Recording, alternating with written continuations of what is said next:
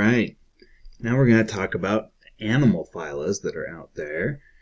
And animals are the most diverse of the kingdoms that we know of. There's about 1 million species that we've recorded so far. But that's probably because we're animals and we're used to looking for other animals in our environment. I guarantee you there's probably way more bacterial species out there than animal species. It's just that animals are usually pretty easy to see compared to like bacteria or protists, and fairly easy then to classify. Animals, remember, are all multicellular eukaryotes without a cell wall. They're all heterotrophs, meaning that they have to eat other organisms for energy and nutrients. They're consumers. And here we're focusing on the phylum, remember. So this is the Animalia phylum. This is the Animalia kingdom that we're going to be looking at the different phylums within it.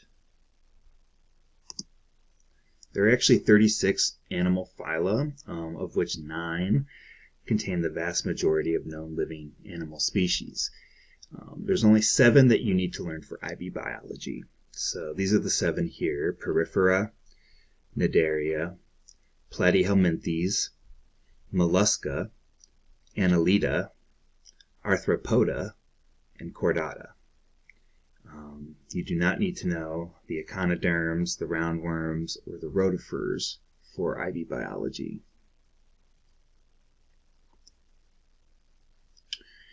Animals, we think, first evolved around 900 million years ago, and we think that animals evolved from a sort of colonial protist. Colonial meaning that it's a collection of cells. So remember that most protists are unicellular, but some are multicellular, like seaweed and kelp, and those are called colonial. So we think that some sort of ancestral colonial protist that was heterotrophic was the ancestor of all animals that are known today. Of all the single-celled organisms known to exist, choanoflagellates are the most closely related to multicellular animals, and you could read more about them there.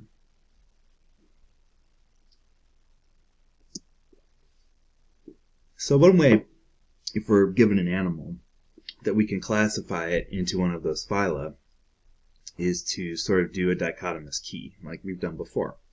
So the first question we can ask ourselves is, does the animal have true tissues?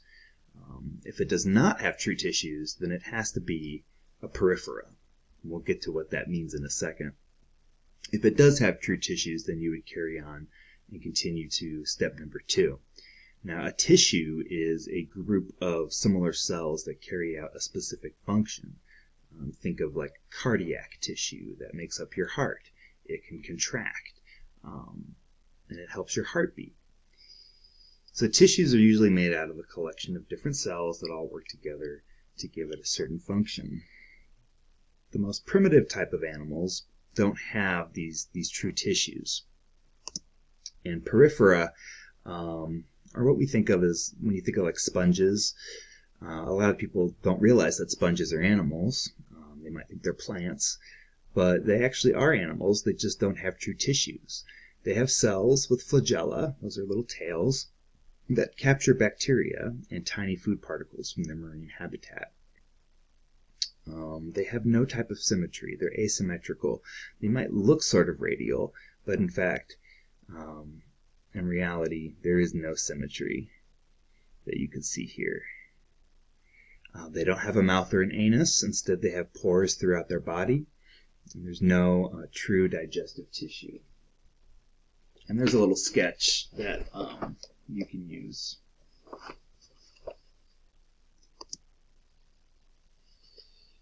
So the second question that we ask ourselves is, what type of symmetry does the animal have?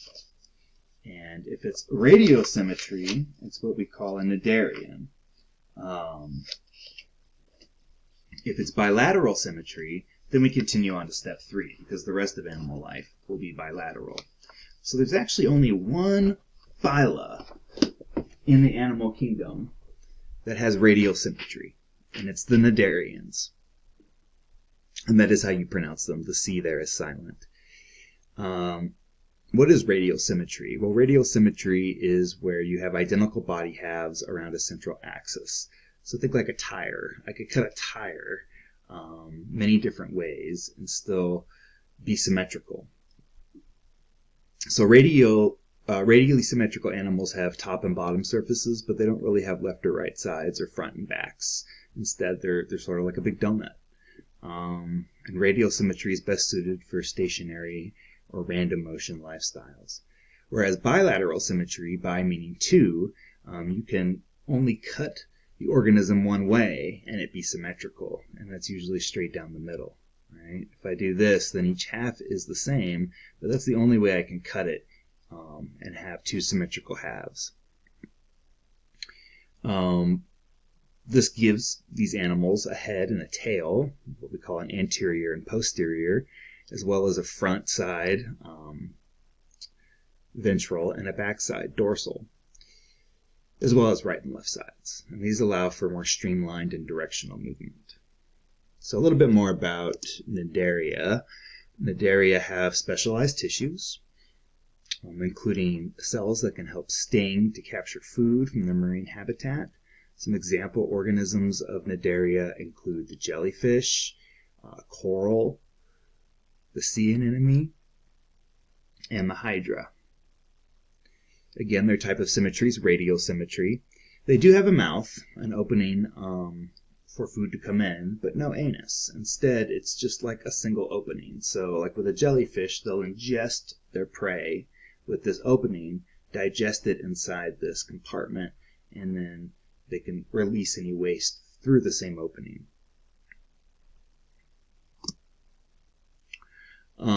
Just FYI, animals in the phylum Echinodermata, which again you don't need to know for IB biology, but they include the sea stars, sand dollars, sea cucumbers, and sea urchins. They do look radial, and so a lot of times people will question that. They'll say, "Well, I thought only Cnidaria were radial," but these are clearly radial in their symmetry as well. But that's only at their adult stage. In their larval form, they're bilateral. So the ability to have that bilateral symmetry is what classifies them as bilateral. Also, kind of FYI, because we're going to be using these terms, but you don't really need to know them for the IB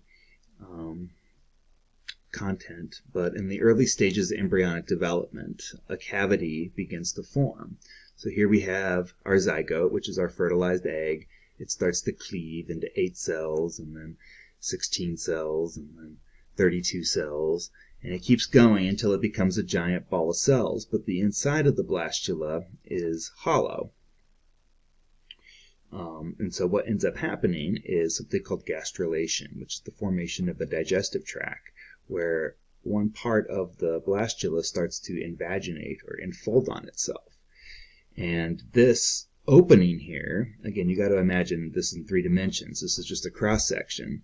So this opening here, which is a hole, is known as the blastopore.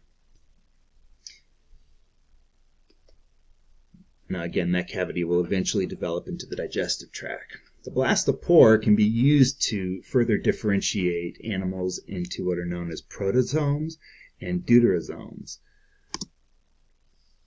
So you have to ask yourself then, which forms from the blastopore, the mouth or the anus? In protostomes, which include platyhelminthes, mollusks, annelids, and arthropods, the blastopore develops into the mouth first. In deuterosomes, like chordata, the blastopore develops into the anus first. So in a way, your butt is the first thing that forms, and then your mouth. It's kind of showing that here, right? So these are the protostomes, where the blastopore becomes the mouth. And then as that cavity reaches the other end of the blastula, that second hole becomes the anus.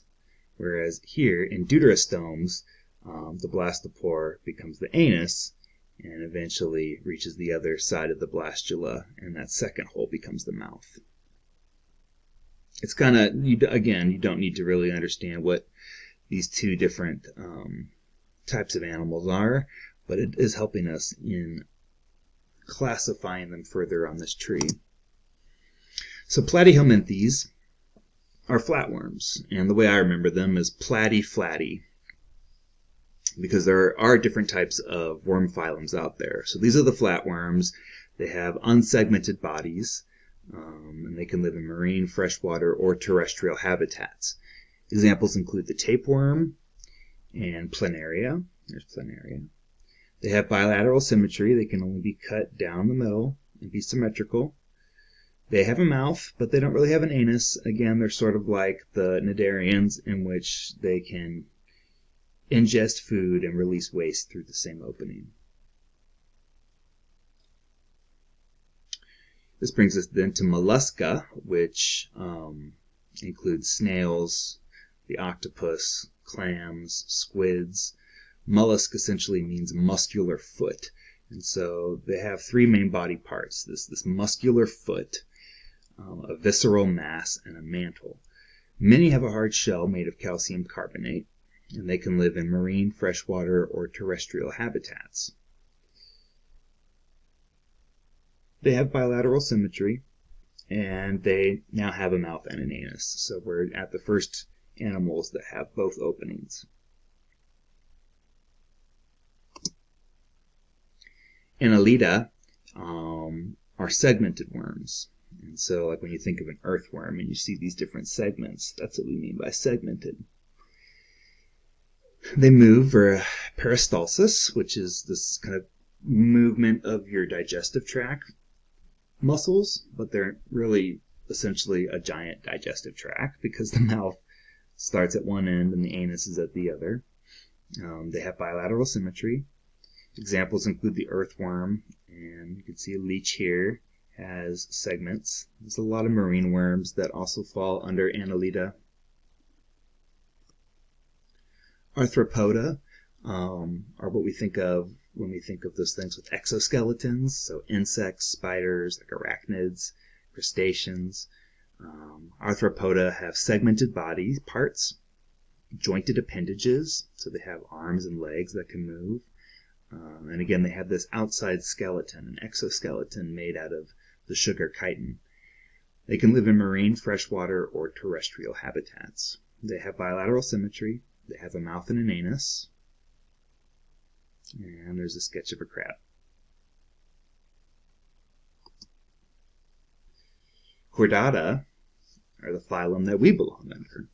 And they're the phylum that a lot of the animals that we think of fall under, because these are the animals that have a backbone. So you've probably heard of the term invertebrate. Invertebrate meaning they don't have a backbone. That was all of these phyla before Chordata. Invertebrate meaning they have vertebrae, a backbone, a spine. Not all Chordata, though, fall under this vertebrate class. Because some don't actually have vertebrae. Some just have a hollow sort of nerve cord. So chordata just means that you have this dorsal, which means along your backside, hollow nerve cord. Most of them do have a spine surrounding that, but there are a couple examples, like the lancelet, that don't have a actual spine around their cord. So example organisms include birds, fish, turtles. They do have bilateral symmetry. They do have a mouth and an anus. There's a sketch of a fish. We're going to be diving even deeper into the phylum of Chordata and looking at the different classes of chordates, which you probably know. They're like amphibians, reptiles, fish, birds, mammals. But that's next time. Here again are the major animal phyla. You can kind of see how we use this tree to classify them from this ancestral colonial protist. Those who had no tissues were periphera. Those that had tissues were the rest. Those that had tissues in radial symmetry were the cnidarians. Those that had tissues in bilateral symmetry were the rest.